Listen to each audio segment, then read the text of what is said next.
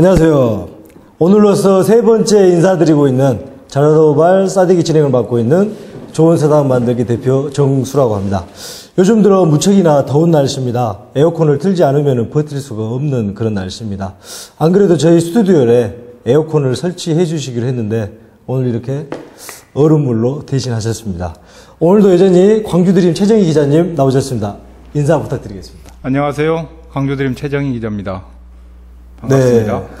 오늘 인사가 짧습니다. 예. 오늘은 최 기자님이 이발도 하시고 멋을 좀 내신 것 같은데. 아, 날이 더워가지고, 예, 날이 하도 더워서 지금 머리를 좀 잘랐습니다. 뭐, 미래 찍는 건 아니죠? 그걸 이제 모르게 해야죠, 그런 건. 자, 그리고 오늘 에어컨 대신 손수 냉동실에서 물을 얼려서 오신 전 JC 이창현 지구회장님 자리하셨습니다. 인사 부탁드리겠습니다. 반갑습니다. 환경을 사랑하고 에너지 절약을 몸소 실천 몸소 아시죠? 하는 이창현입니다. 반갑습니다. 자, 오늘은 방송에 앞서서 서울말도 안 쓰신다 하고 어제 오늘은 메이크업도 안 하시고 뭔 일 있어요? 이제 보여드리고 싶어요. 예, 제가 이미지가 너무 사기꾼 같아서 이제 신뢰감을 주기 위해서 이렇게 준비를 했습니다. 제가 뭐 말투가 좀 바뀌더라도 이해해 주세요. 아, 초반부터 아직 좀 적응이 안 되고 있습니다. 이제 역할을 바꿔야 되나요, 둘이? 아니에요. 자, 오늘 방송에 앞서서 뭐 좋은 일이라고 할 수 있으면 좋은 일인데 두 가지가 있습니다. 하나는 제가 요즘 여자친구하고 사이가 안 좋았는데 극적으로 화해를 해서 오늘 방송이 잘 될 것 같습니다. 아니 헤어진 거 아니었어요? 그때 아닙니다. 아닙니다. 있었어요? 아, 예, 있었습니다. 대학생은 아니죠? 네. 그건 범죄입니다. 자, 두 번째는 우리가 저번 시간에 시장 선거에 관해서 단일화가 좀 걱정도 되고 우려가 된다라고 말을 했었는데 마침내 강훈태 이용석 강훈태 현 시장으로 단일화가 결정됐습니다. 이용석 후보는 강호 선대위원장을 맡은다고 이렇게 말도 나오고 있고요.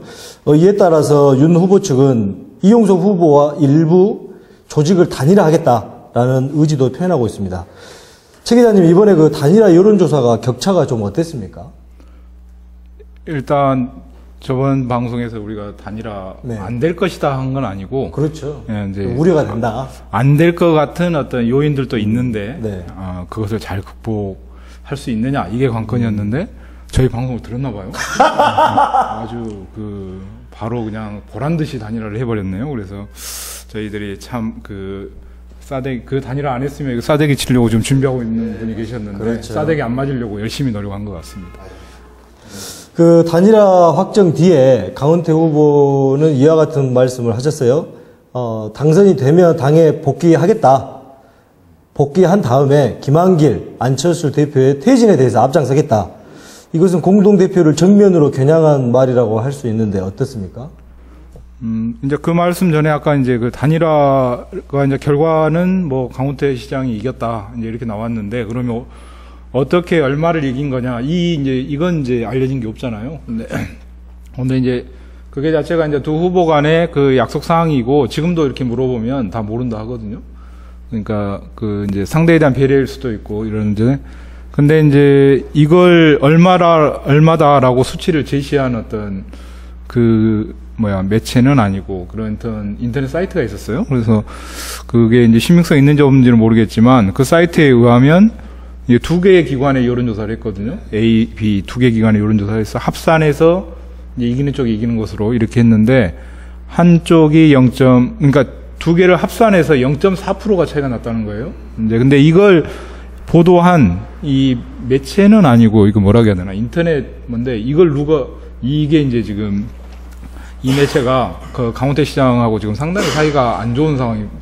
옛날에 4년 전에 선거했을 때 강훈태 시장의 최측근이었던 핵심 3인방인가 몇인가 최측근 중에 한 명이 있어요. 그 뒤로 이제 광주 FC 단장도 하고 했는데 그 이후로 이제 사이가 안 좋아졌어요. 그래서 그 양반이 지금은 강훈태 시장의 저격수가 돼 있어요. 그러니까 측근이 저격수가 돼 있는 상황이고 그 양반이 만든 매체가 인터넷 통신이 있는데 거기에가 이제 이런 얘기가 나와요. 그러니까 결론은 관심 갖고 싶어서 하는 거죠. 네. 근데 이제 그런 관심 정도가 아니라 이미 이제 여기는 거의 뭐랄까요? 건널 수 없는 강을 건넌 것 같고 이 얘기를 이제 저도 확인해 보고 싶어서 이게 사실이냐 그리고 그래서 이제 저 그 강훈태 시장 캠프 쪽에 한번 물어봐라, 이제 후배 기자한테 물어봐라 했더니 거기서 아주 화를 많이 냈대요. 그래서 그 어떤 쓰레기 같은 그 매체의 말을 믿느냐, 막 그런 거 상대도 말하라 하면서 이제 감정적인 연설을 했다 하더라고요. 그래서 이럴 때 얘기했던 말이 여기서 나오네요. 기레기. 자, 근데 이번에 우리가 그 전략공천도 그 여론조사가 좀 못마땅하다라는 그런 요인들이 컸잖아요. 근데 그 여론조사가 이번에 그 두 후보의 운명을 갈라놨다고 해도 과언이 아닐 텐데, 여론조사 어떤 쪽에 좀 더 유리하게 했다고 적용될 수 있었다라고 말할 수 있을까요? 그 부분은 제가 알고 있기에는 서로 간에 합의를 했던 걸로 알고 있어요. 그래도 예를 들어서 A란 후보와 B 후보가 있는데 격차가 200표, 30%, 40% 차이 나면 어떻게 기분 좋겠습니까? 그래서 우리 JC 단체도 항상 그렇게 합니다. 경선이 붙으면. 한 표 차이로 이겼습니다. 항상 그렇게 얘기를 합니다. 상대방 존중해줄 마음이죠. 근데 제가 봤을 때는 박빙이었지 않았나 생각해요. 어차피 둘 다 큰 인물이기 때문에. 근데 그런 좋은 말씀을 해주시는데 사투리를 안 쓰신 게 참 적응이 안 됩니다. 방송 보면 또 사정없이 들어갔을 겁니다. 이제 어서 빨리 본연의 모습으로 돌아오시길 바라면서, 자, 그 윤 후보 측 말들 중에서는 오히려 이용석보다 강훈태로 단일화된 것이 훨 낫다. 그 이유인 즉슨 이용석과 윤장현은 대안과 대안이라면은 강훈태와 윤장현은 구태와 대안이다. 이런 대립적인 구도를 만들게 해서 오히려 다행이다. 뭐 이런 말들이 오가는데 어떻습니까? 이건 제가 봤을 때는요, 어떤 붙다 하더라도 다 이렇게 이용섭 선대본부장이 만약에 했다라면 또 똑같은 또 하는 거, 자기가 이기겠다, 무조건 이슈를 만들어야 되니까 그런 거죠. 이게 뭐 구태 대안이라는데 도대체 구태가 뭐고 대안이 뭡니까? 무슨 대안이에요 본인이? 이용섭 씨가 돼도 구태와 대안이란 말 똑같이 나왔을 것이다. 똑같죠. 이게 맞아, 전략 싸움이죠. 그럴까요? 제 기자님? 이제 항상 단일화 하기 전에 항상 시중에서 이제 분석하기는 여론조사는 강훈태 시장이 유리할 거고, 그다음에 본선에서는 이용섭 후보가 더 경쟁력이 있을 것이다. 이제 이런 분석들을 많이 했죠. 그래서 여론조사는 어찌됐든 간에 이제 한정적인 어떤 기법과 어떤 조직 동원 이런 것들의 싸움이기 때문에 이제 경험도 있고, 또 그다음에 4년 동안 시정을 펼치면서 여러 가지 조직력을 많이 과시했던 현직 시장이 유리할 수 있겠다라는 생각을 하고, 본선 경쟁력으로 보면 아까 얘기했던 이제 새정치잖아요. 최초에 새정치 연합 이렇게 출발했던 거고, 새정치라고 붙였던 건 그 이전의 정치들은 새정치의 범주에서 제외시키고 헌정치, 구정치 이렇게 이제 개점 지었던 건데, 거기에 마땅히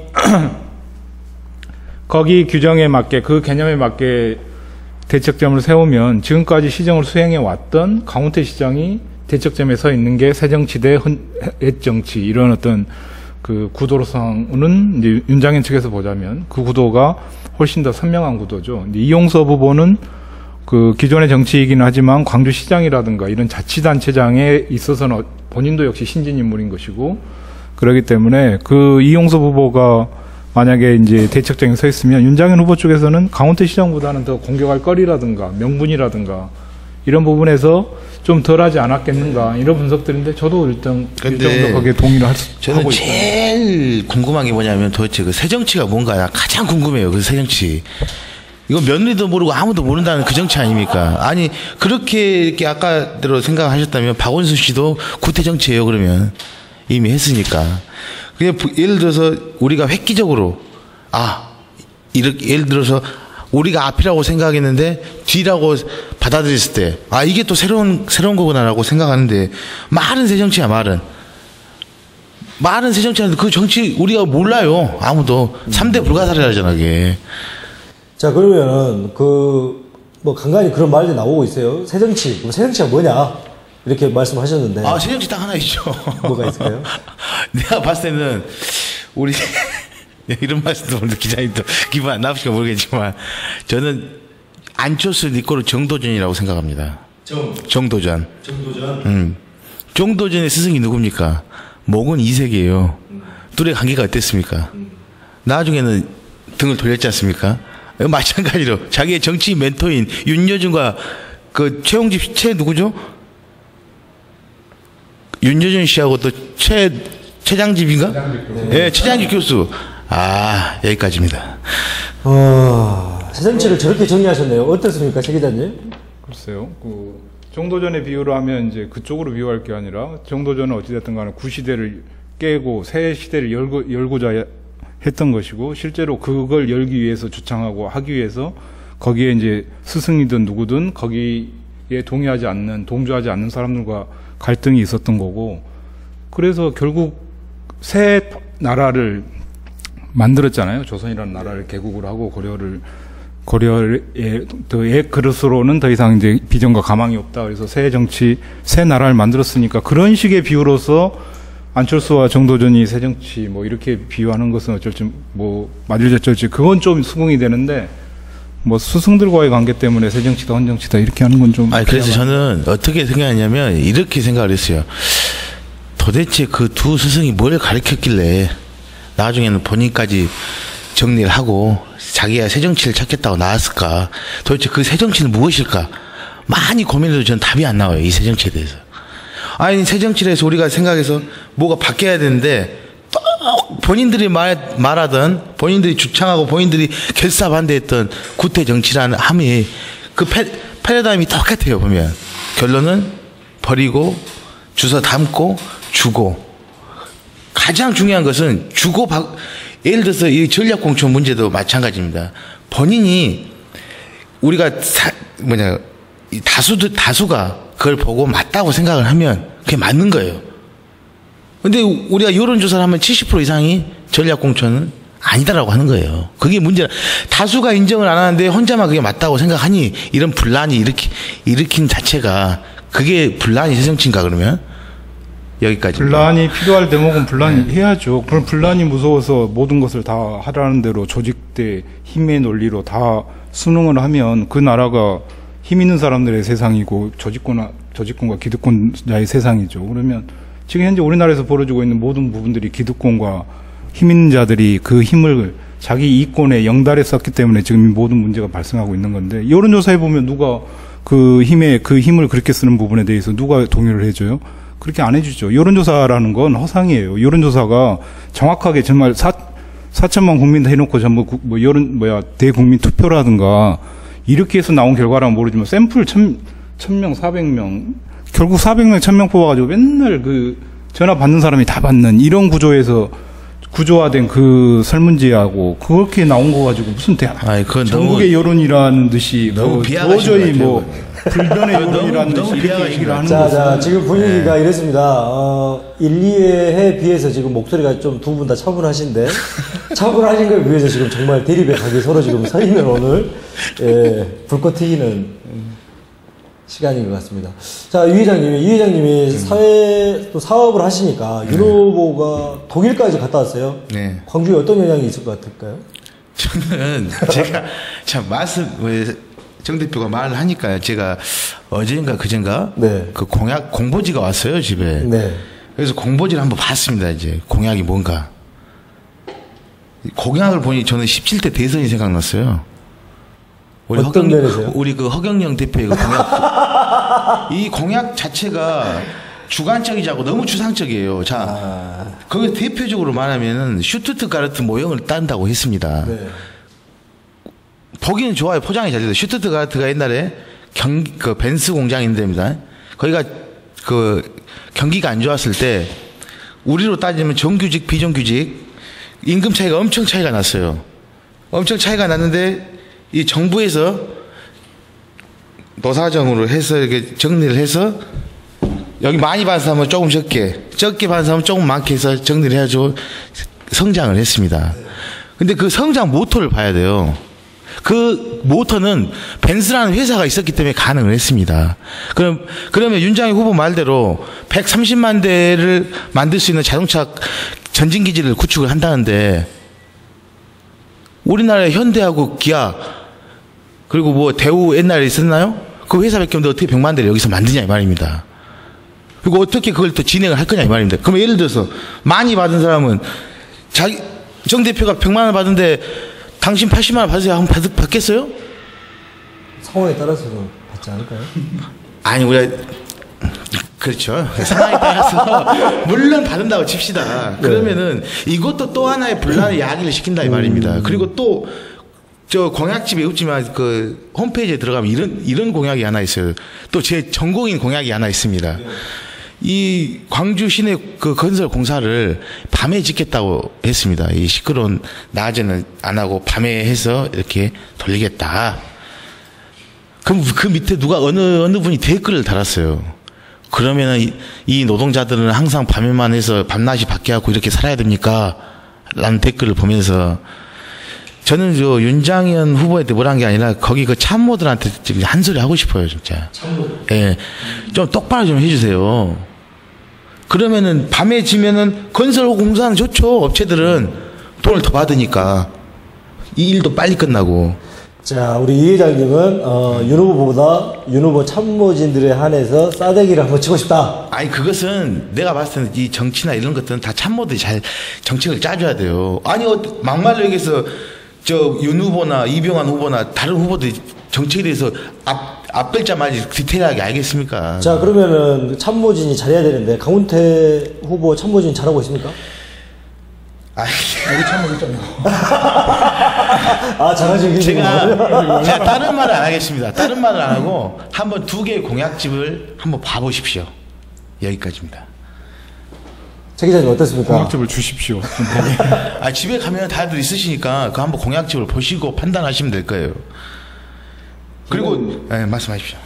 저는 이제 그 공약에 대해서는 저는 믿지 않아요. 누구 공약이든 그 어떤 공약이든 공약은 자기가 부르짖을 수 있는 최고치를 항상 얘기를 하는데 그것은 잘 되면 최상의 최고치고 안 되면 이제 뭐 흔적도 없는 건데 그래서 저는 그 사람들을 평가하고 특히 후보자를 평가할 때 앞으로 내가 뭘 하겠습니다라고 얘기하는 것보다 더 신뢰하는 건 그 사람이 지금까지 살아온 과정과 어떤 인생의 역정을 걸어왔느냐, 어떤 길을 걸어왔느냐, 나는 이걸 더 신뢰를 하거든요. 그 사람이 정말 그래서 저번에 우리 후보자 자질들 검증할 때 뭐 전과도 보고 뭐 이렇게 했지만 그게 이제 절대적 기준이라고 할 수는 없지만 사람이 과거에 살아왔던 이력이 결국은 미래의 자기 삶의 가치관이나 이런 부분들을 다 좌우하기 때문에 그 사람이 살아온 과정을 보면 미래에 무엇을 하겠다, 어디에 중점을 두겠다, 이런 그 미래 방향성이 보이더라고요. 그래서 저희가 항상 그 시장 후보든 누구든 우리가 신문에서 인물 검증을 할 때 남들은 전부 공약 물어봐서 공약을 뭐를 하겠고 자동차 60만 대 도시 만들고 뭐 세계대회 하나 유치하면 뭐 파급 효과가 뭐 경제 효과, 뭐 고용 창출 효과 이런 거요. 난 그 숫자만 들어도 그냥 신물이 날 정도. 그건 내가 그 숫자대로 된 건 단 한 번도 본 적이 없고 그 숫자대로 설령 된다 하더라도 그게 과연 누구를 위한 수치이고 거기 이어지면서 그 대회를 치르고 입취하고 준비하는 과정 속에서 또 낭비, 분란들 많이 있거든요. 그러니까 그 공약들 그 사람이나 이 사람이나 나는 윤장현이든 강훈태 후보든 그 공약 가지고 얘기하는 건 저는 제 입장에서는 그 공약들 다 나는 쓰레기통에 그래도 버리고 그 공약 본다. 자체가 시장에 자기 가는 길에 시민들과의 약속 아니겠습니까? 그 공약 자체가. 그러니까 그 지향점만 보는 거죠. 이 사람이 어디를 지향하겠구나. 그렇죠. 이것만 보는 거지. 이 사람이 스투트가르트 모델에서 뭐 양질의 일자리 몇십만 개를 만들겠다. 이런 것들. 강시장 시장 일자리 만든다고 하는 것 전부 다 모든 후보자들이 만들어내겠다는 일자리 싹 합해놓으면 100만 우리 대한민국에 직업 없이 있는 사람 단 한 명도 없어요. 간만에 한 말씀 드리겠습니다. 찬동입니다. 그 말은 그 일자리 그 부분은 네. 하지만 이제 그만큼 하겠다 의지를 보이는 네. 거죠. 아까 그래서 이제 그 공약보다는 먼저 살아온 길 그거를 조금 더 봐야 된다라고 말씀을 하셨어요. 그래서 요즘 그 페이스북 상에서 요즘에 이런 것이 올라오고 있는데 강훈태, 윤장현 두 후보를 그 연대별로 어떻게 살아왔는가에 대해서 좀 비교를 자세하게 해놨더라고요. 그래갖고 한번 봐보면 90년대 강훈태, 노태우 정부 비서실에 있을 때 윤장현 후보는 환경운동연합회 공동의장이 됐고 또 뭐 내무부 그 예산 개장일 때 윤장현 후보는 조대병원 응급실에 또 있었고 막 이런 식으로 그거 시대별로 또 시간대별로 이렇게 해놓은 것이 있더라고요. 공명성을 지키세요. 아니 근데 그건 사실일 거 아니에요. 그래도 사회자니까. 예, 있는 사실로 이렇게 제가 한번 참고를 한번 그것은- 드리려고 아니 세상에 말씀드린 거예요. 병원에 있으면 됐지 또 거기서 응급실 왜 들어가 거기서. 어? 아 그리고 그 얘기 좀 나는 제일 짜증난 게 그거였어요. 그 공보지에 봤을 때 본인은 5.18 때 뭘 했고 강원 누구는 뭐 그 국가를 위해서 뭘 했다고 막 이렇게 적어지는데 그 결론적으로 따지자면 70년대 80년대 우리 출향 인사들의 공무원들은 다 역적이다 이 말이에요 지금. 우리가 예를 들어 그 시대가 아니었으면 그 나이에 장관을 했고 그 나이에 비서실장 했다면 정말 일 열심히 한 거 아니겠습니까? 그런데 그게 나는 예를 들어서 어떻게 보면 그 당시에 전라도 사람으로서 장관과 비서실장을 했을 때 정도면은 얼마큼 그만 능력이 있었겠어요. 그 당시 사회적 기본 헤게모니를 보면. 그렇지만 그런 것들 나는 솔직히 그 부분에 대해서 솔직히 내가 사람들이 나한테 욕해도 좋지만 이 부분은 내가 진짜 뭡니까 일이 폭파 사건 본인의 개인적으로 봤을 때는 정말 잘한 행동입니다 이게. 하지만 그 당시 본인이 군인이었어요. 군인이 뭡니까? 예를 들어서 인민군들이 내려와가지고 인민군들이 폭발을 시켜서 이게 난리가 났다 이겁니다. 이것이 이제 비슷한 말인가는 모르겠지만은 우리 그 작가들 사이에서도 그런 말이 있어요. 5.18 때 너는 뭐 했냐? 너는 작업실에서 그림만 그리지 않았느냐? 작업실에서 꽃만 그리지 않았느냐? 나는 걸개 그림을 그리고 어떤 미술로서 표현을 했다. 이거를 가지고 이제 그 당시 때 어떻게 했냐 이런 비교를 또 많이 하시는 분들이 들어 있어요. 그래서 이제 그 부분을 짚어서 어떻게 좀 그런 부분들이 표현된 것이 아닌가 싶기도 합니다만. 그러니까 이제 그게 너는 거기 있었으니까 잘못됐고 나는 여기 있었으니까 잘한 사람이다. 뭐 이렇게 평가하는 것도 사실 이제 안 되는 그렇죠. 거죠. 80년 5월달 5.18 때 너는 현장에 있었느냐, 또는 5월 27일 날 도청에 계엄군이 진주할 때 너는 도청에 있었느냐. 왜 없었다. 그러면 민주투사가 아닌가? 아니 민주적인 시민이 아닌 것인가? 그건 아니죠. 근데 거기 있지 않은 사람들이 가져야 될 최소한의 인간으로서 예의는 있는 거잖아요. 나는 거기 있지 않았지만 거기 있었고 거기 있어서 피 흘렸고 죽었던 사람들에 대해서 내가 그들이 부르짖는 가치에 내가 부정할 수 없고 그들의 가치가 소중했다면 그 가치를 위해서 죽음과 목숨을 버리는 사람도 있었거늘, 그러면 내가 거기에 못 있었던 부분은 내가 뭐 사정이 있었던, 내가 뭐 나이가 어렸던 어쨌든 간에 거기 못 있을 형편은 있었겠지만, 그렇다고 해서 나는 그래서 나하고 상관없다가 아니라 나는 거기에 있지 않았지만 그 당시에 거기에 있어서 피 흘리고 고생했던 노력했던 사람들에 대해서 인정하고 해주는 것은 인간으로서의 정리고 당연한 거죠. 거기에 대해서 내가 부채의식을 가지고 있고. 그러니까 이물련 행진곡의 그게 그거잖아요. 앞서서 나가니 싼 자에 따르라. 죽은 자들이 갔던 길, 산 자들은 살아남은 자들의 그 불편함과 그 미안함은 죽은 자들이 있기 때문에 있는 거예요. 내가 살아남아서 그러니까 같이 자살해라가 아니라, 그렇죠. 그런 미안함과 불편함을 가지고 무엇을 할 수 있을 것인지, 앞으로 내가 그들을 위해서 뭘 더 할 것인지를 고민하라는 것이지, 네 살아남았으니까 너도 같이 죽어야 된다. 이건 아닌 것이잖아요. 그러니까. 자, 그런 진정성들을 위해서라도 김한길, 안철수가 금남로에서 3부 1부라도 해야 된다. 그래야 민심이 서지 않겠냐라는 이야기도 나오고 있는데, 요즘에 어떻게 주말에만 오고 있죠? 어땠습니까? 지금 이것도 문제가 많아요. 자, 저번 주인가요? 서울에서 그 세월호 것 때문에 부모들이 그 3만 명이 옹집을 했습니다. 세월호에 대해서 뭡니까? 추모 집회도 하고 규탄 대회를 했죠. 그때 우리 안 대표 어디 있었습니까? 어디 있었죠? 광주에 왔습니다. 본인이 전 나폴레옹인 줄 알았어요. 개선 장군처럼 들어와. 그래서 지금 대한민국의 제2의 야당이라는 대표가 선거도 중요하지만 본인들이 계속 이게 제가 모르겠어요. 제 마음에서 이게 꽂혔나 내가 이런가 모르겠지만 그냥 안철수 하면 그냥 기분이 나빠요 저는. 아, 근데 그때 광주에도 강훈태 씨도 그때 광주에 있지 않았어요? 아니 그것은 제가 말씀드린 거는 정 대표 뭐냐면 야당의 대표예요. 안철수라는 사람은 제2의 우리나라 대한민국 제2의 야당의 대표입니다. 그럼 우리나라 국민이 지금 국민이 광주 시민만 있는 게 아니지 않습니까? 자, 그러면 그 말씀에 의하면은 강훈태 씨는 탈당했으니까 야당이 아니란 말인가요? 그게 아니라 지금 지금 대화의 내용은 지금 차이져가지고 그게 아니라 형평성을 잃었어. 그게 아니라 다시 한번 말씀드리냐면 네. 대한민국에서 일어난 세월호에 대한 규탄 집회를 냈어요. 그러면 이쪽에 3만 명이 모였습니다. 그러면은 과연 우리나라의 이 야당의 대표는 어디에 있어야 맞겠습니까? 국민들의 아픔과 희망, 심지 국민들이 안 좋아해요. 그 오는 것은. 그러죠. 그러니까 그건 사실은 대표가 참석하고 하는 것들은 뭐 정치인으로서는 누구나 가고 싶겠죠. 3만 명이 모였는데 그 좋은 자리를 안 가겠어. 근데 당황했습니다. 야, 말씀하십시오. 그건 그들이 거기 모인 사람들이 정치인들이 와서 이게 정치적으로 이용당하고 거기 가서 만약에 정치인들이 와서 정치적 발언해서 그 집권당이나 있는데 뭐라 하겠어. 저게 순수하게 시민의 뜻이 있는 그런 집회라 하지 않고 야당이 정부를 흔들기 위한 집회, 주동, 대우 이렇게 그 의미를 희석시키고 하는 것들을 하도 많이 봤기 때문에 그런 데는 그랬으면 팽목항도 안 갔어야죠. 그렇게 말씀하시면 가잖아요. 아니 저는 그것은 아니라고 생각합니다. 저는 그래도 대한민국 일국의 제2의 야당의 대표가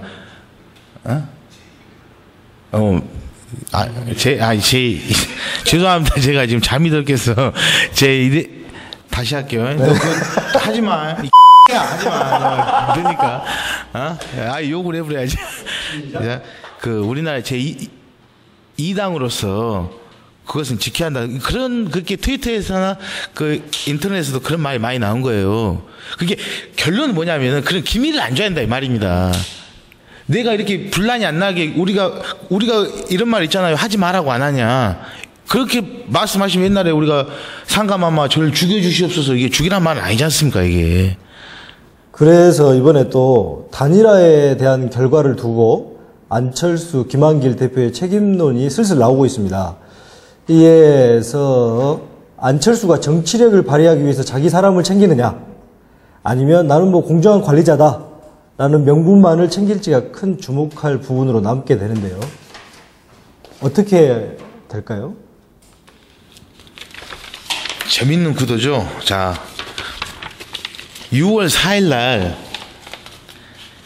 이게 두 사람의 운명이 갈렸다고 생각해요. 예를 들어 무소속에 나왔던 강훈태 시장 그리고 새정치민주연합의 안철수 대표. 이게 만약에 여기서 6월 4일 날 강훈태 윤장현 후보가 당선이 된다면 어떻게 보면 본인에게 더 한 발자국 더 정진할 수 있는 기회가 되죠. 그리고 더 올라갈 수 있고 내 뜻이 맞았다. 그리고 시민의 선택이 맞았다. 그리고 안철수는 옳았다라고 표현이 되겠죠. 근데 반면 강훈태 시장이 당선이 돼버리면 이제 지도부 사퇴론이 이제 나옵니다. 이제 분명히 안 될 것을 너희들이 억지로 꽂아서 했지 않냐. 그러면은 이 새정치민주연합의 이 당권 구도가 아주 재밌게 이제 복잡하게 이제 또 변해갈 거예요, 이게. 지금 안철수, 김한길이 뜨고 이제 친노 세력이 뭐 올라오냐 아니면 뭐 옛날 구호남꽃이 올라오냐 이런 막 여러 가지 비일비재가 일어나겠죠. 그러면 예를 들어서 강훈태 시장이 됐다. 그러면 강훈태 후보죠. 강훈태 후보가 됐다. 그럼 예를 들어서 여기가 다시 당권을 복귀했다. 이것도 또 복잡한 또 이 사슬고리가 또 연결될 것입니다. 안철수, 김한길의 운명은 광주도 물론 그 일정 정도 영향력을 미치겠지만 가장 결정적인 건 나는 이제 이게 지금 안철수, 김한길이 호남당의 대표가 아니잖아요. 전국 16개 시도지사 세종시 포함해서 17개 시도지사 그다음에 기초단체장 포함해서 200몇 곳의 기초단체장을 공천해서 그들의 공당의 자기 공당의 후보 자격을 줘서 지금 출전시킨 장수들이란 말이에요. 광주 하나는 그 수많은 어떤 격전지 중에 하나예요. 그 비중이 제일 큰 건 사실이지 않습니까? 제가 가장 비중이 큰 건 수도권이죠. 나는 지금 만약에 수도권에서 지금 서울 만약에 서울은 좀 야당이 좀 유리하다 치고 인천 경기인데 여기서 두 곳을 만약에 승리를 했다 치면 다른 데서 어떤 결과가 나와도 그들한테 누가 비판 못 할까요? 왜냐하면 지금 안철수 얘기하지만 객관적으로 민주당 안철수 있었을 때 민주당 후보로서 박원순도 마찬가지고 민주당 후보로서 새누리당 그 여론조사 해보면 지방선거에 있어서 이길 수 있는 데는 하나도 없었어요. 그때 민주당의 지지율이라는 건 세 발바닥도 안 돼서 민주당 지지율 가지고 그때 민주당이 오죽했으면 그러면 그 당을 갖다가 다 안철수한테 줘버렸겠어요. 다. 그거 준 거지. 근데 안철수 당도 마찬가지로 지지도가 그렇게 높진 않았어요. 근데 지금 현재 나오는 수치 안철수 그러니까 개친도친이 모여서 이렇게 시너지 낸 거예요. 결론으로 따지면. 회장님이 그렇게 좋아하는 여론조사로 보면 지금 합해놓고 나니까 수도권 전부 다 싹쓸이가 되는 거고. 근데 정확히 우리가 짚고 넘어가야 됩니다. 솔직히 세월호가 큰 역할을 했습니다. 세월호가 큰 역할을 한 건 사실이지만 서울 박원순 시장도 안 된다고 했어요. 근데 그건 안철수 신당과 합당했을 때 박원순 시장은 이미 넘어갔고 지금 인천 경기는 도저히 안 되는 판이야. 이 판은 민주당으로서는 도저히 안 되는 판이었는데 그것은 세월호 영향이 있어요. 근데 어찌됐든 간에 세월호 영향이든 뭐든 그러면 이제 안철수 대표가 운이 좋은 꼴이 되는 거지. 근데 어찌됐든 간에 지금 안철수 김한길의 운명은 전국적인 판세에 있어서 특히 수도권의 판세. 여기서 만약 광주지구 부산에서 만약에 새누리당이 안 됐다고 쳐봐. 이건 안철수가 욕먹을 것보다는 새누리당 자체가 자기 텃밭에서 깨졌다고 죽겠죠. 그러니까 그 전반적인 판세를 봐야지 우리가 광주만 가지고 이렇게 결과가 나오면 저렇게 결과가 나오면 전국적으로 무슨 엄청난 큰 의미나 이걸 막 부여하고 물론 의미가 없다는 게 아니라 저는 이 선거는 지방선거이긴 하지만 우리가 누누이 얘기했다시피 집권당이 집권하고 행정을 펴왔던 이 사람들에 대한 심판의 성격이 분명히 가져줘야 된다. 그래도 저는 이번 사태를 보면서 참 그래도 우리 같은 호남이지만 전북 지역 국회의원들이나 전북 지역 사람들이 참 똑똑했다 이렇게 생각합니다. 결론은 5개의 국회의원들이 못 지켜서 이렇게 된 건데 전북은 끝까지 싸워서 이겨냈지 않습니까? 왜? 아까도 제가 말씀드렸다시피 다수가 인정이 되면 인정이 되는 부분입니다. 근데 다수가 인정이 안 되는 부분은 인정을 하려니 저도 인정을 하고 싶었어요. 집에서 고민을 했습니다. 혼자 철수 생각하면서 여기까지입니다. 네. 자, 또 이번에 이병환 후보가 이번 단일화를 두고 이것은 탐욕의 단일화다라는 표현을 했습니다. 이유는 두 후보가 광주를 바라보는 가치와 철학이 너무나도 다른데 이건 낡은 정치의 표본이다라는 말과 함께 이번 선거는 탐욕의 단일화 대 낙하산 공천의 한판 승부가 될 것이다. 이렇게 말씀을 하셨습니다. 저는 본인이나 잘하라고 하세요. 본인이나 아이고. 이병환 후보가 오늘 낸 그것도 있어요. 논평. 요즘은 나는 각 캠프 진영의 대변인들이 쏟아내는 말들이 재밌어가지고 서로 후보들은 뒤로 빠지고 대변인들이 나와가지고 입들이 나와가지고 옥신각신 하잖아요. 근데 저번에도 보니까 이용섭 단일화에서 실패하고 이제 강훈태 후보로 단일화가 딱 되니까 윤장현 캠프 쪽에서 대변인이 내놓은 논평이 이제 이용섭이 당했다. 아까운 인재가 당했다. 이런 이제 위로에 이렇게 나오는 거고. 그랬더니 이제 그쪽에 이제 강훈태 시장 쪽 대변인이 이간질이 어설프십니다. 이런 이제 나오죠. 그러니까 입들의 이 얘기들이 상당히 재밌는데 오늘 이병환 캠프에서 나왔던 얘기 이게 말 한마디가 뭐였냐면 초보운전, 난폭운전, 그러니까 강훈태 시장은 난폭운전, 여기는 또 윤장현 후보는 초보운전, 그러니까 초보 난폭운전한테 맡기지 말고 모범운전자에 맡겨라 이런 얘기가 있더라고요. 동의 안 하시나요? 나 이분 보면 이런 분들을 진짜 제가 또 사투리 안 나올라 또 나와. 싸우라 그냥. 이분이 2010년도에 시장 선거를 나가가지고 정찬용 씨인가 누군가 그분하고 국민참여당하고 경선에 떨어지셨잖아요. 그래서 본인이 풀뿌리의 민주주의의 초석은 구의원이다 해서 구의원을 나갔어요, 그분이. 그래서 본인이 뭐라 그랬습니까? 밑에 바닥에서부터 자기가 열심히 해서 뿔뿔이 민주주의를 지키겠다. 그래서 열심히 하겠다. 그렇게 정작 많은 사람들이 했어요, 그래 구이요. 했어요. 그러니까 한 건 좋다 이겁니다. 그러면 하면 그 풀뿌리 민주주의를 보여줘야죠. 그렇지 않습니까? 그런데 보면은 2014년 1월 23일 오마이뉴스에 보면 구정 질문 및 5분 발언은 한 번도 안 했습니다. 그 조례 발의는 2건. 2010년 7월부터 지금까지 13명의 서구 의원이 평균 3.76의 구정 질문을 했고 평균 1.9에 5분 발의를 했습니다. 그러면 본인이 풀뿌리 민주주의를 했더라면 본인이 비서실장까지 했으니까 서구 의원들한테 보여줘야죠. 중앙 정치가 이렇고 이것도 결론은 선배들이 있다는 것을 보고 배우란 거 아닙니까? 그러면 이 서구 의원들 못된 것만 배운 거예요 지금. 야 뭘 발언을 해? 그냥 하면 되지. 야 그렇게 본인이나 똑바로 하세요. 자, 그러면은 이 회장님이 새정치연합에서 이런 강훈태 후보가 그런 말을 했죠. 당선되면 나는 복당할란다. 그런 말을 듣고 새정치연합에서 헌정치라고 할 때는 그게 뭔 소리냐. 복당은 뭔 말이냐. 우리는 할 생각이 없다. 그런 차원에서 또 동교동계라고 불리는 권노갑 상임 고문께서 또 윤 후보를 지지하러 광주에 왔다고 합니다. 어떻습니까? 이에 대해. 정말 이게 모르겠어요. 정치란 게 이 말 자체가 여기다 갖다 쓰면 똑같고 여기다 갖다 쓰면 맞는 건데 헌정치 이 권노갑 씨가 헌정치의 원상 아닙니까? 그렇게 말하면 당연히 받아들인 입장에서 서로 다 틀린 거라고 생각합니다.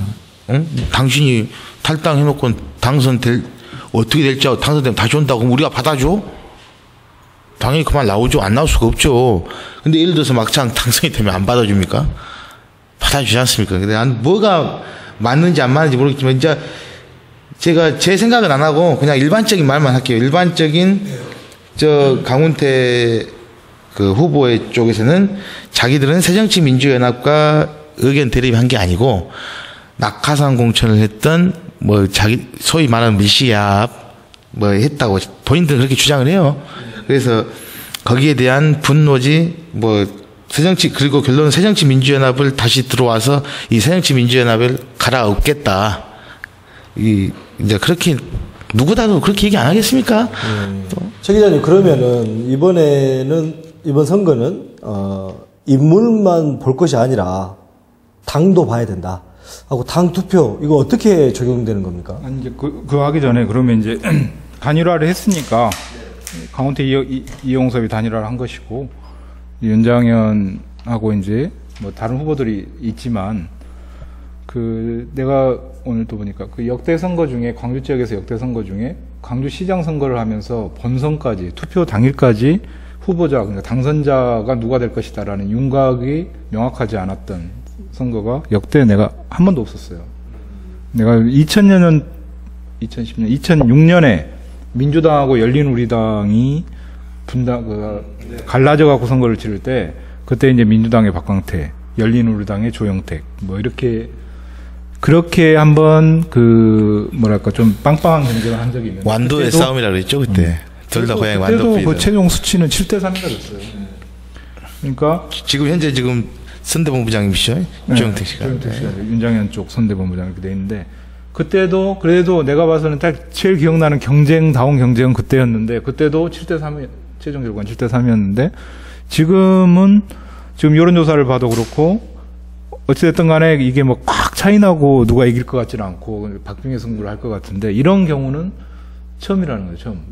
그래서 전략공천 물론 전략공천 저 찬성하는 거 아니고 전략공천이 문제 있다라는 건 분명히 나는 이해하는데 이제 불가피한 대목이 있었을 것이다라고 이제 얘기를 하는 건데 이 전략공천으로 파생된 지금 이제 연장선상에 있는 건데 지금 이 1대1 구도, 이 양강 구도가 되면서 이 판이 이제 결국 어떻게 정리가 될 거냐, 누가 될 거냐, 그다음에 강훈태 이용섭이 단일화한 단일화 파워는 어느 정도 될 것이냐라는 것을 지금 이제 우리가 한번 점검을 분석을 한번 해보자는 것이죠. 그래서 지금 이게 이제 최근에 여론조사 엄청 쏟아지죠. 네, 이거는 동아일보가 아니구만요.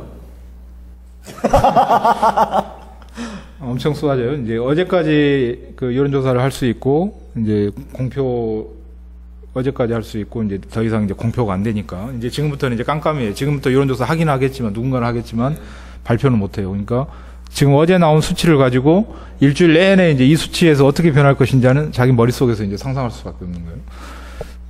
지금 이제 이게 광주 CBS하고 지역신문협의회에서 지금 공동으로 한 것인데, 이 CBS가 이제 5월 27일 어제 한 게 있고, 그 다음에 이제 5월 8일자에 이제 한 달, 20일 전에 한 게 또 있더라고요. 근데 거기 보면 지금 이제 이때는 단일화 얘기는 나왔었지만 누구로 단일화가 될지 모르는 상황에서 윤장현 17.6, 이용섭, 강훈태 이제 이런 수치가 나오는데, 지금 26일 날 단일화가 강훈태로 됐고, 지금 윤장현 대 강훈태, 그래서 단일화 이후에 27일 날 이 구도로 지금 여론조사를 한 건데, 이용섭의 지지층이 어디로 갔느냐 그러면, 아까 5월 8일 날 19.3%라고 있었던 이 지지층이 어디로 갔을 것이냐. 일단 윤장현이 플러스 9.2가 됐어요. 그러니까 지금보다 5월 8일보다 9.2%가 올라갔고, 강훈태 시장은 14.5%가 올라갔어요. 우리가 산술적으로 보면 이용섭, 강훈태가 단일화를 했으니까 합해서 19.3인 누수 없이 가는 게 최상의 이제 단일화 효과겠는데, 일단 누수가 있죠. 그리고 각각의 상황을 보면, 그래서 이 상황은 지금 CBS가 같은 기관이 조사를 했던 것이니까 이 대목에서 읽어볼 수 있는 건 이용섭의 지지층들이 오롯하게 강훈태 쪽으로 다 가지는 않았다. 그렇죠. 갈 수가 없어요. 왜 그러냐면 이게 선거 캠프가 합친다 한들 또 거기서 배제되신 분들이 있거든요. 그럼 그 배제된 분들은 또 어디로 가겠습니까?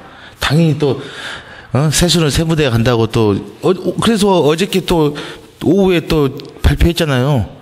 이용섭의 지지자들이 윤장현 씨 그거 하겠다고. 그것이 바로 뭐 다 그렇고 그런 것이죠. 뭐 정치가. 이게 있고, 그 다음에 같은 시기에 MBN이 리얼미터하고 조사한, 그러니까 여론조사가 너무 편차가 심하니까 도대체. 저도 그래서 여론조사를 안 갖고 왔습니다, 제가. 그래서 이제는 하늘에 맡겨야 돼, 이제. MBN하고 리얼미터에서 조사한, 같은 시기에 조사한 거예요. 네. 여기는 윤장현 35.7, 강훈태 40.2, 정확히 4.5 정도가 차이가 나는 거예요. 오차범위 내죠. 그러니까 여기는 확연하게 지금 10% 정도가 차이가 나는데, 이건 또 4%밖에 차이가 안 난단 말이에요. 여론조사가 지금. 그러면 이제 이 MBN의 조사로 보면 이용섭 지지층은 이 조사보다 훨씬 더 많이 윤장현한테 간 거예요. 그래서 이제 이용섭 지지층이 어디로 갈 것이냐가 관건인데, 그 다음에 이제 부동층을 눈여겨봐야 될 게 이제 부동층인데, 26.7%, 23.3%. 그 단일화가 되고 나서도 3%밖에 안 줄었단 말이에요. 여전히 20%가 넘는 사람들이 부동층으로 이렇게 남아있는데, 이들 중에는 이제 투표를 안 할 사람도 있겠죠. 근데 전국적으로 봐서도 부동층이 상당히 많은데, 이 부동층을 수문표라고 하는데, 그 전국적인 상황에서는 올해 이 선거에서의 부동층은, 이 수문표는 옛날에는 야권 지지 성향의 사람들이 숨었다라고, 내가 여론조사를 할 때 내가 야권을 지지하거나 뭔가를 한다고 했을 때 좀 꺼려지고 이런 부분들이 있기 때문에 야권 지지층이 숨는다고 얘기를 했거든요. 근데 요즘은 전국적인 상황에서 여권 지지층이 숨었다라고 얘기해요. 애들이 여권 지지층이라고 말하기가 부끄러운 거예요. 이 세월호 문제 모든 걸 다 하면서 이 정부에 너무 실망하고 했기 때문에 이 지지층이라고 말하고 하기가 부끄러운 거예요. 그렇다고 이 사람들이 야권을 지지하지는 않아요. 이게 이제 전국적으로는 부동층이라고 보는데, 그럼 광주에서 이 부동층의 의미는 뭘까?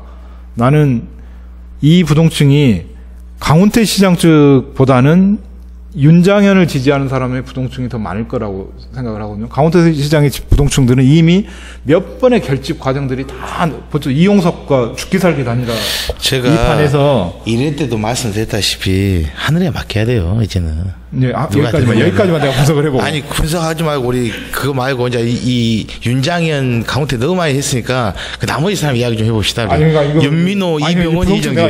노래를 했다고 내가 부동층 파악하려고. 이 사람들이, 그러니까 내가 의사가 있는데 숨기는 건 뭐냐면 뭔가 밝히기가 꺼려지는 거거든요. 그건 뭐냐면 여기서는 지금 강훈태 시장 지지층들은 이미 지금 너무 높게 가. 이용섭과 단일화의 죽기 살기 어떤 사생결단의 싸움을 했기 때문에 그때 이렇게 숨어 있을 수가 없는데, 숨어 있으면 자기가 죽으니까 다 나와서 총 전투를 치렀어.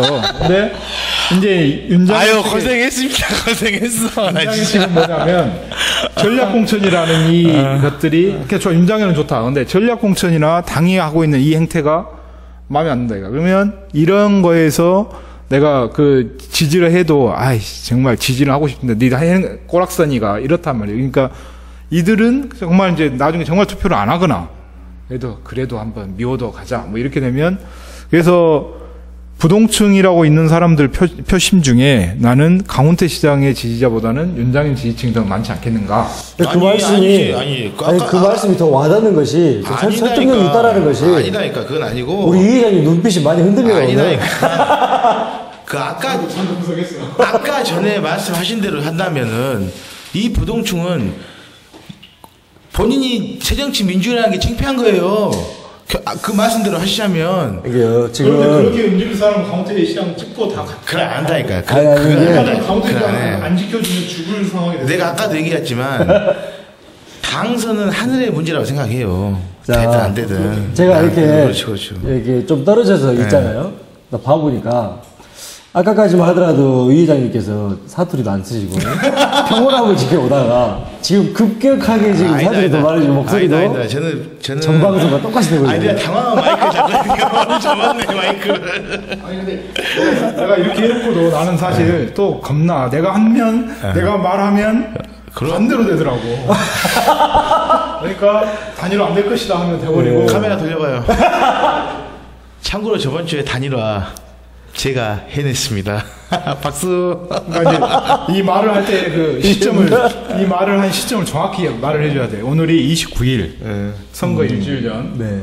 그 전에 지금 그 이후로 얼마나 그 변수가 많겠어요. 그러니까 일단 자 오늘 그러면 여기 최 기자님이 여론조사도 분석해 주셨는데 아까 말씀드린 요즘 이번 선거에서 인물만 볼 게 아니라 당도 봐야 됩니다. 당 투표는 어떻게 적용이 되는 건가에 대해서 좀 설명 좀 해주십시오.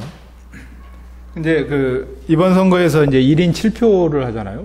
그거 이제 아마 투표장에 이제 일주일 후면 가실 텐데 가면 이제 7번을 찍어야 돼요. 7표를. 그래서 앞에 2번에 걸쳐서 이제 찍을 건데 처음에 4표를 줄 거고 4표 찍고 집어넣고 나오면 이제 또 3표를 또 받아서 또 찍게 될 텐데 이제 그 7표 중에 5표는 사람을 고르는 거고 2개는 이제 당을 고르는 건데 사람은 아까 얘기했던 시장부터 구청장, 뭐 교육감, 시의원, 구의원 이렇게 볼 거고, 그다음에 이제 2개는 비례대표.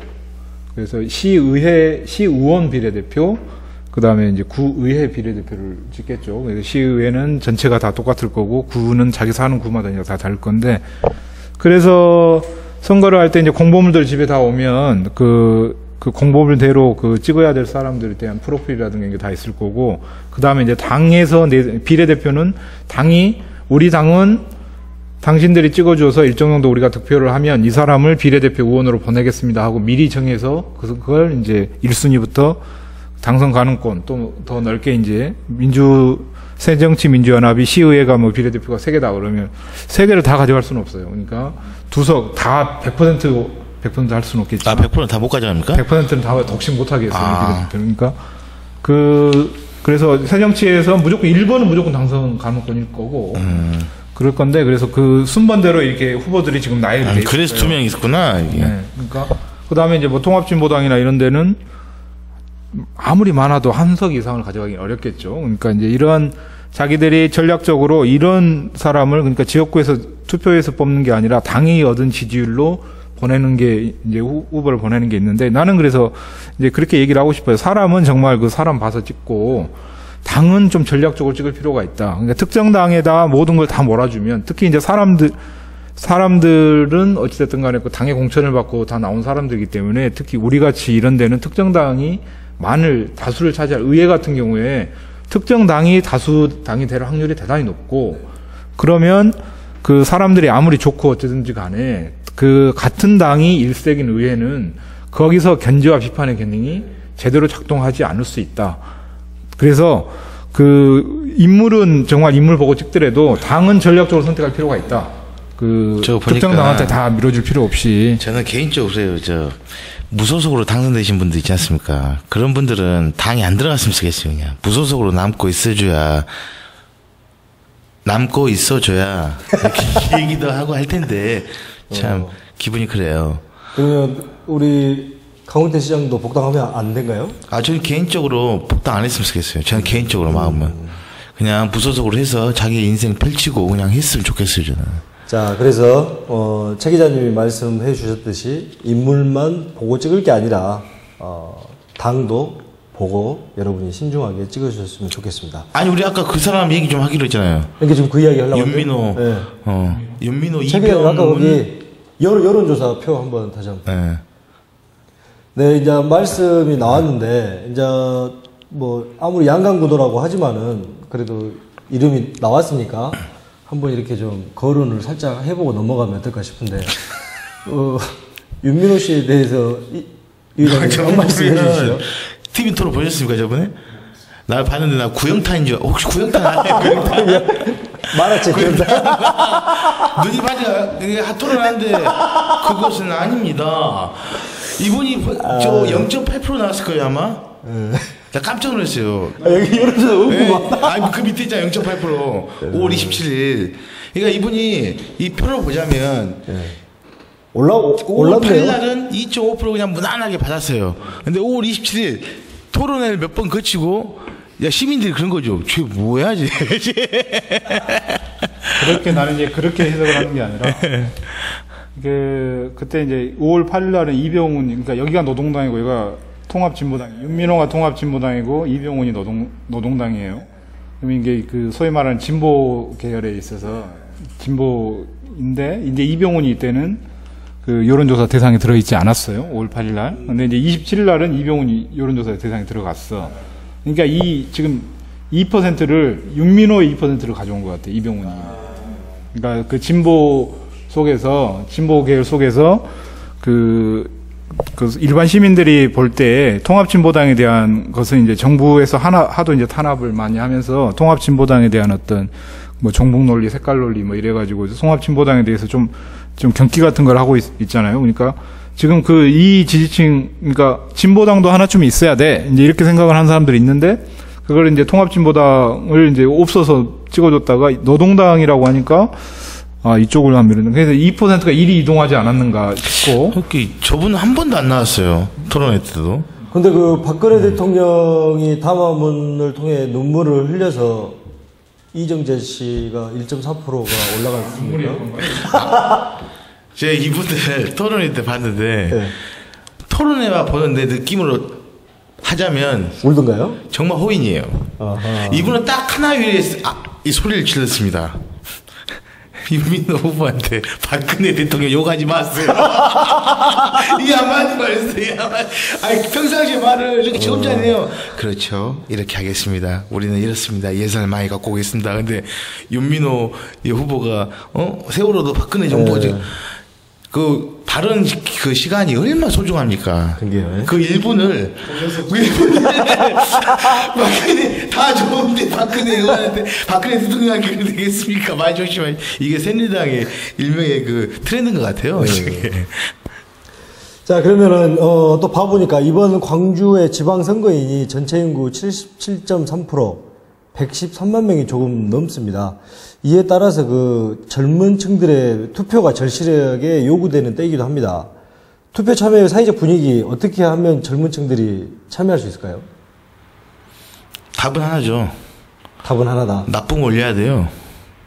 네? 나쁘면 올려야 돼요. 나쁘고만 올려요? 등록금 올려야 한다니까요. 아니 어떤 맥락에서요? 그렇죠. 그렇게 해야지 답이 없어요. 대한민국 사람들은 그냥 뭐가 없어지고 뭐가 뺏겨봐야 이게 들고 일어나지. 이게 바로 그 문제가 뭐냐면은 그 개인 이기주의가 너무 팽배하기 때문에 어렸을 때부터 그냥 맞벌이 부부에 갈고 또 엄마 아빠 돈 요즘 외벌이 하기 힘들지 않습니까 세상 자체가. 그러다 보니까 아이들도 많이 낳지도 않고 그다음에 혼자 키워놓고 오냐 그 중국에 보면 소황직처럼 이렇게 키우다 보니까 내가 좀 실례했나요? 좀 말하다 보니까 좀 이상한 느낌이. 아무튼 우리 때 같이 좀 어렵고 힘들고 그 헝그리 정신이 좀 있어야 되는데 아직까지 그게 없지 않냐. 네. 저희 단체에서 과거 몇 년 전에 기성예비 반환 청구 캠페인도 하고 했었는데 캠페인만 뿐이잖아요. 네, 갑자기 우리 소송도 했습니다. 지금 재판 중에 있고. 그래요? 자, 그런데 이제 그 와중에 나쁘면 올려야 된다 하니까 깜짝 놀랐어요. 올려야지. 이게 뭐니? 그리고 이렇게 나오잖아요. 깜짝 놀래가지고. 가만히 놔두겠습니까 그거? 그 총무부도 뭐 그랬잖아요. 그 대학이 지성이 전당인데 등록금 깎아가지고 그 대학의 자존심 훼손시키고 이미지 훼손시킨다고 했잖아요. 그 썬데이한테 맞자고. 그러니까 뭔가 내 말은 뭐 등록금을 올리자는 게 아니라 절실히 해야지 이게 하지 않겠냐 그런 생각이 들어요. 아직 절실한 게 없다 보니까 그렇지 않냐 생각합니다. 또 어떤 대안이 있겠습니까, 최 기자님?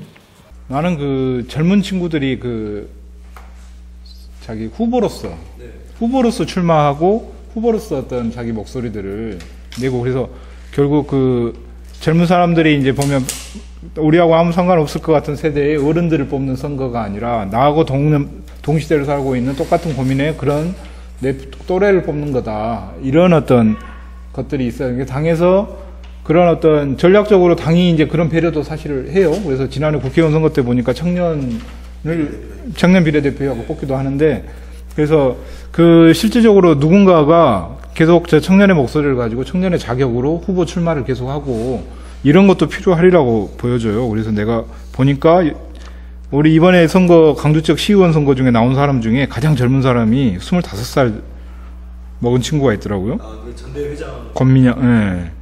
이제 30대 초반도 있고 하는데 이 친구들의 그 선거 슬로건이랄까 내가 출마한 이유들이 너무 명확하고 너무 이제 와 닿는 거예요. 그러니까 우리 어른들 같이 거창하게 일자리 뭐 10만 개 만들겠습니다. 뭐 광주를 국제도시 만들겠습니다. 이런 게 아니에요. 어떻게 보니까 그 노동당의 그 선거에 나온 유창표 후보라고 있는데 이 사람은 이 선거 슬로건이 뭐냐면 떼인 돈 받아들입니다예요.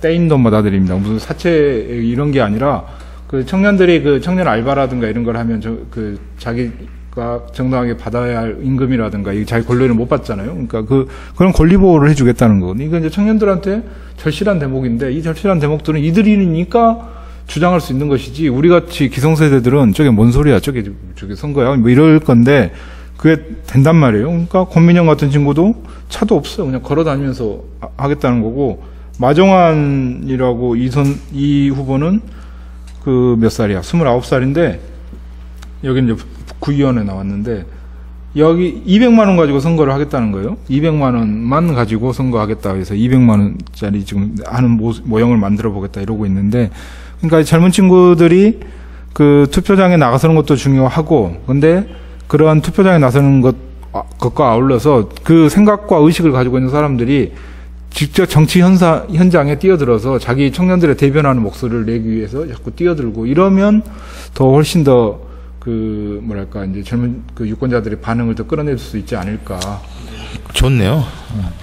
이런 친구들이 하나씩 대줘야 돼요. 그래야지 또 다른 사람들이 더 도전하고 또 그런 마음도 가진대. 예. 또 그런 친구들이 또 제시에 가입도 하고 하겠죠. 지네들이 안 할 거예요. 자, 이제 막바지에 남아있는 선거. 혹시 선거에 변수가 있다면 어떤 것이 있을까요? 선거의 변수요? 네. 선거의 변수는 이제 과연 안철수가 광주를 몇 번 오는가에 달려 있습니다. 올 때마다 좀 올라가는 것 같네. 아니 저는 올라갈지 내려갈지는 그것은 저 시민들이 판단할 부분이고 지금 나름대로 안철수 대표가 많이 사면초가에 지금 섞여 있었어요. 지금 와도 걱정이고 안 와도 걱정이고 문제는 걱정이란 그 자체가 문제라 이 말입니다. 이게 옛날같이 깃발만 꽂아가지고 됐으면 이런 자기가 비싼 기름 떼가면서 올 일도 없는데 자주 오잖아요.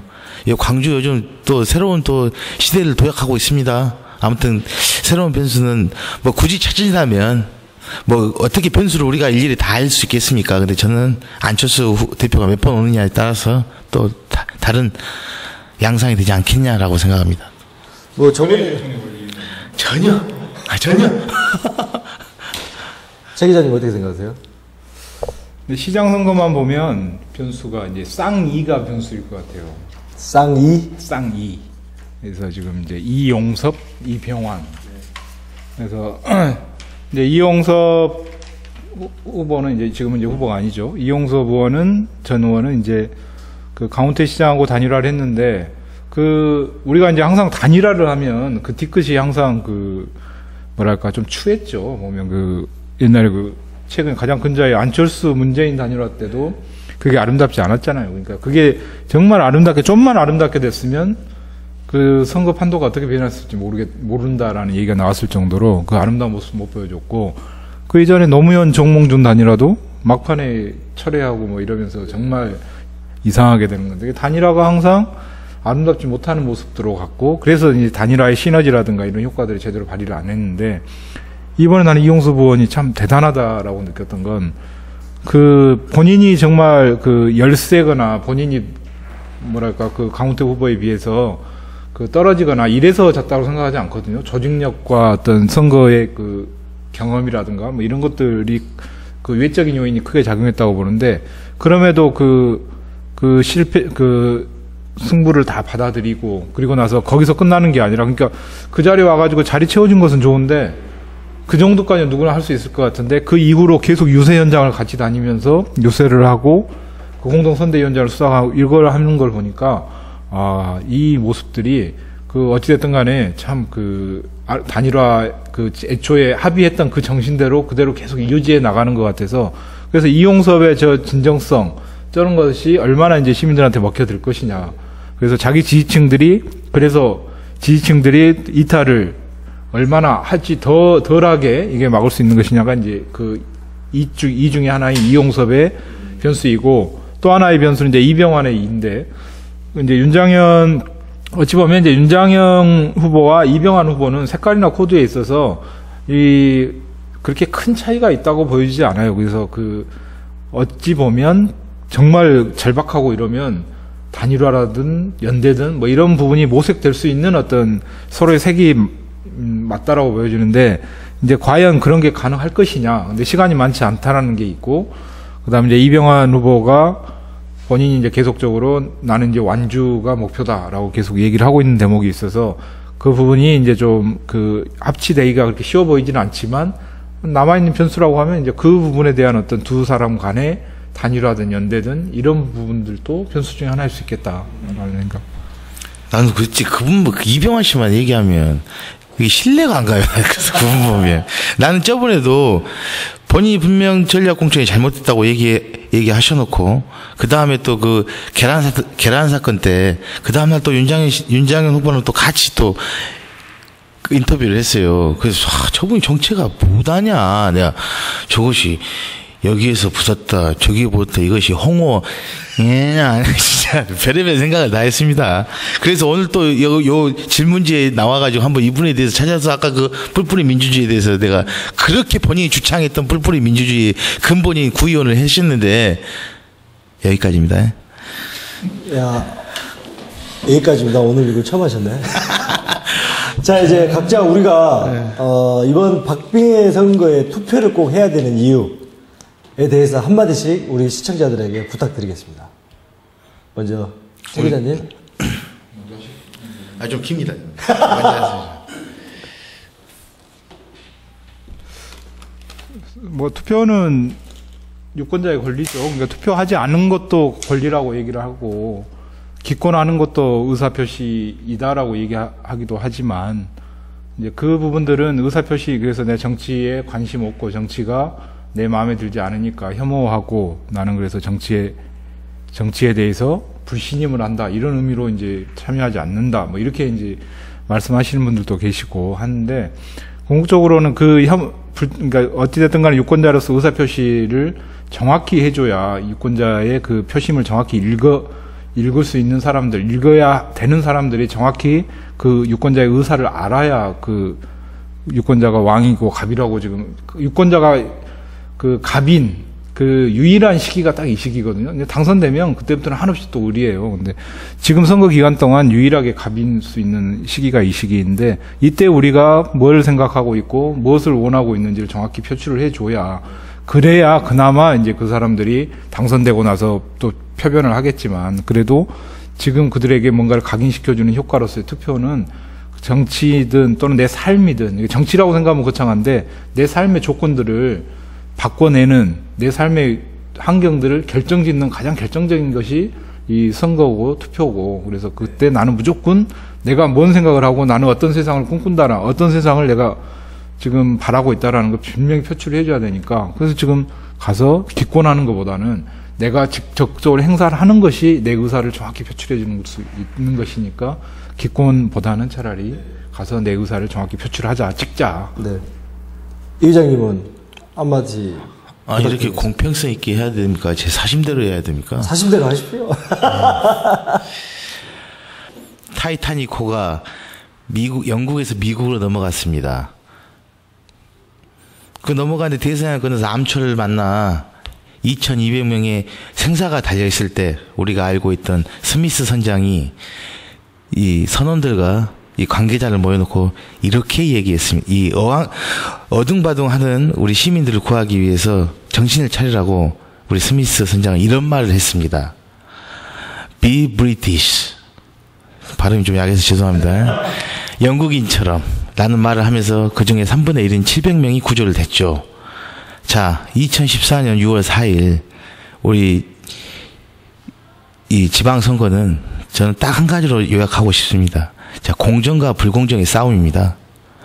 여러분들은 그 역사에 있습니다. 한 세대가 지나고 두 세대가 지날 때 많은 사람들은 이런 얘기를 할 겁니다. 광주처럼.